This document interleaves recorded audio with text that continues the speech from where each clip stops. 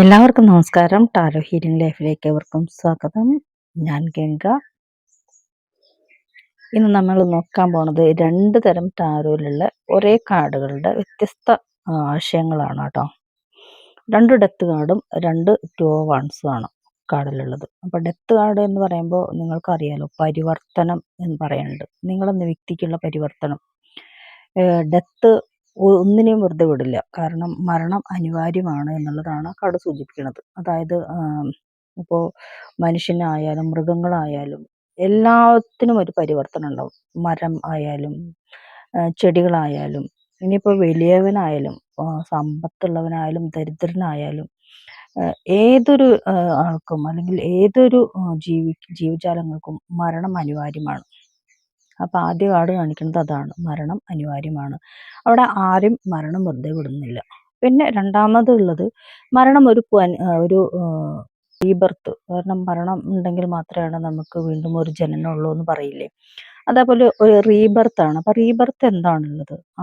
രണ്ടാമത്തെ കാർഡിൽ താഴെ കാണുന്നത് 2 വൺസ് ആണ്. 2 വൺസിൽ ഒരാൾ ഒരു ഭാരം ചുമന്നിട്ട് ഇങ്ങനെ നിൽക്കുകയാണ്. അതായത് ഭൂമിയുടെ ഭാരം ചുമന്ന 2 വൺസ് ഒരു വൺസിൽ പിടിച്ചിട്ടുണ്ട്, ഒരു വണ്ട് അപ്പുറത്തുണ്ട്. പിന്നെ കയ്യിലുള്ളത് ഭൂഗോളാണ്. അപ്പോൾ അയാൾ ഏറ്റിയ ഭാരം പിടിച്ചിട്ട് ഇങ്ങനെ നിൽക്കുകയാണ് ആലോചിച്ചിട്ട്. വളരെ ദൂരേക്ക് നോക്കിയിട്ട് ആലോചിച്ച് നിൽക്കുകയാണ്. അയാളുടെ കഷ്ടതയായിരിക്കാം. അതേപോലെയാണ് നിങ്ങളെന്ന വ്യക്തി എന്നാണ് പറയുന്നത്. കാരണം നിങ്ങളുടെ ജീവിതം ഇപ്പോൾ റീബർത്താണ്. ഒരു റീയൂണിയനും റീബർത്തൊക്കെയാണ് ഇപ്പോൾ നടക്കുന്നത്. അപ്പം നിങ്ങളുടെ പങ്കാളി നിങ്ങളെ ഇട്ട് ഉപേക്ഷിച്ച് പോയിട്ടുണ്ടായിരിക്കാം. അവർ തിരിച്ചു വന്നിട്ടുണ്ട് നിങ്ങളിലേക്ക്. അതാണ് രണ്ടാമത്തെ കാർഡ് സൂചിപ്പിക്കുന്നത്. അതായത് നാലാമത്തെ കാർഡ്, രണ്ടാമത്തെ സെറ്റിൽ നാലാമത്തെ കാർഡ് സൂചിപ്പിക്കുന്നത് അവർ നിങ്ങളെന്ന വ്യക്തിത്വത്തെ മനസ്സിലാക്കിയിട്ട് അവരുടെ തെറ്റുകളെല്ലാം മറന്ന്, അല്ലെങ്കിൽ ഒരുപക്ഷെ നിങ്ങളത് ക്ഷമിച്ചിട്ടുണ്ടായിരിക്കാം. അവരെ നിങ്ങൾ സ്വീകരിക്കാൻ മനസ്സോട് കൂടിയിട്ട്, കാരണം കൃത്യമായിട്ട് കാർഡിൽ അത് കാണിക്കുന്നുണ്ട്.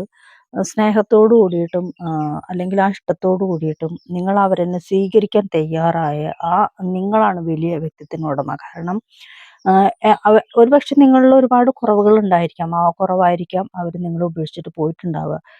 എന്നിരുന്നാലും അതെല്ലാം മനസ്സിലാക്കി വേറൊരു ലൈഫ് തേടി പോയപ്പോൾ അവർക്ക് മനസ്സിലായിട്ടുണ്ട്. കാരണം നിങ്ങളെക്കാട്ടിലും സേഫ് അല്ല ആ ലൈഫ് എന്ന് മനസ്സിലാക്കിയ ഒരു സാഹചര്യമുണ്ട്. ആദ്യം അവർ വിചാരിച്ച് നിങ്ങളെക്കാളും നല്ലതാണ് ആ ഒരു വ്യക്തി അല്ലെങ്കിൽ മറ്റൊരു പേഴ്സൺ എന്ന് വിചാരിച്ചിട്ട് നിങ്ങൾ ഉപേക്ഷിച്ച് പോകാൻ അവർ തയ്യാറായി അല്ലെങ്കിൽ ചിന്തിച്ചു.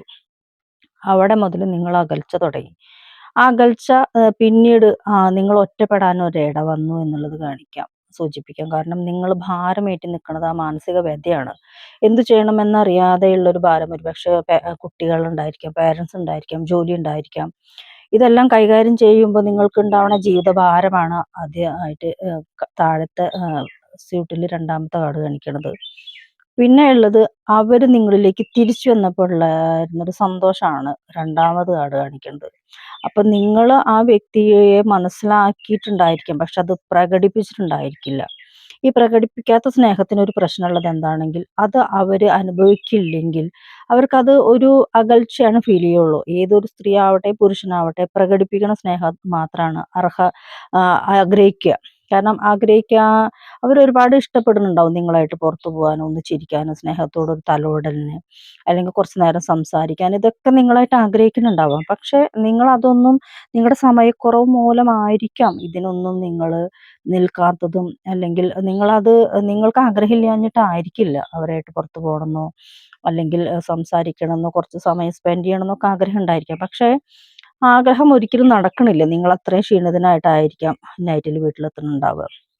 പക്ഷെ ഇവിടെ ഒരു റീയൂണിയൻ വരുമ്പോൾ അല്ലെങ്കിൽ ഒരു പുതിയ ജീവിതം വരുമ്പോൾ നിങ്ങൾ അതിനെല്ലാം സമയം കണ്ടെത്തണം അതാണ് യൂണിവേഴ്സിന്റെ നിർദ്ദേശം. കാരണം ഒരു ജീവിത യാഥാർത്ഥ്യം നിങ്ങൾ മനസ്സിലാക്കിയുള്ളതാണ്. കാരണം നിങ്ങൾക്ക് നഷ്ടപ്പെട്ടപ്പോഴുണ്ടായിരുന്ന ആ ഒറ്റപ്പെടൽ, അത് തിരിച്ചു വരുമ്പോൾ ഉണ്ടാവുന്ന ആ സന്തോഷത്തിന് വഴിമാറിയെങ്കിലും വീണ്ടും അത് മനസ്സിൽ എപ്പോഴും ഒരു ഭയപ്പെടുത്തൽ പോലെ കിടക്കുന്നുണ്ടാവാം. പക്ഷെ ആദ്യം നിങ്ങളുടെ പേഴ്സണ്, അതാണാവട്ടെ പെണ്ണാവട്ടെ, നിങ്ങളുടെ പേഴ്സണ് മനസ്സിലായിട്ടുണ്ടാവും നിങ്ങളെക്കാളും വലുതാവും മറ്റൊരാളെന്ന് വിചാരിച്ചിട്ടാവും നിങ്ങളെ ഉപേക്ഷിച്ചിട്ട് പോയിട്ടുണ്ടാവുക.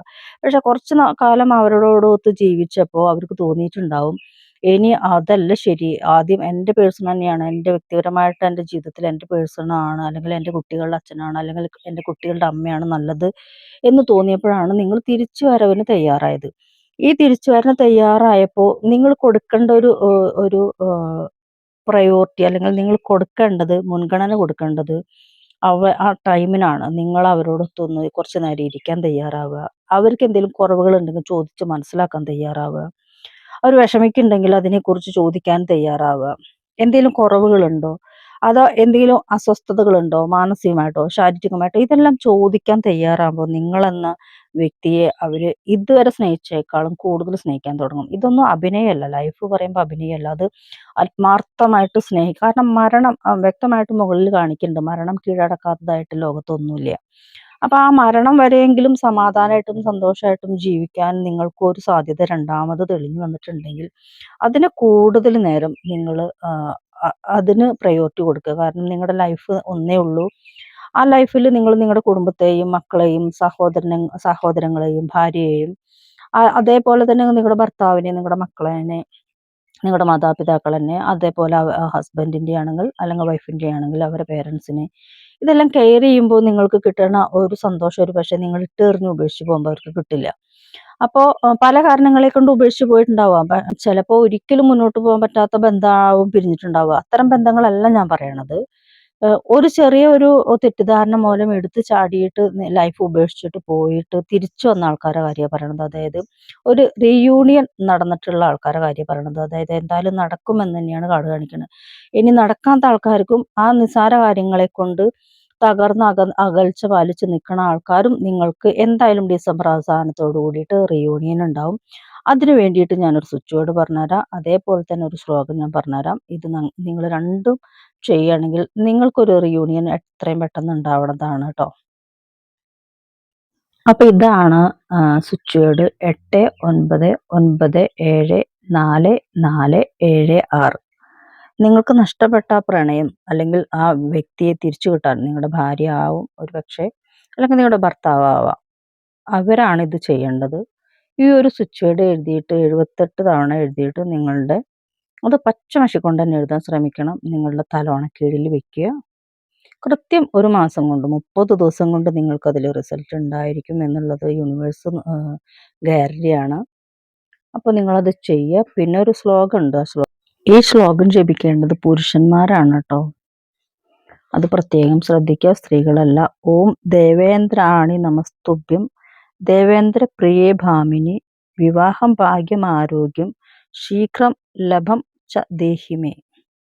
ഈ ഒരു ശ്ലോകം നിങ്ങൾ നിത്യം ജപിക്കുകയാണെങ്കിൽ നിങ്ങളുടെ വൈവാഹിക ജീവിതം വളരെ മനോഹരമാവുകയും ഒരു പ്രശ്നവുമില്ലാതെ നിങ്ങൾക്ക് മുന്നോട്ട് പോകാൻ കഴിയുകയും ചെയ്യും.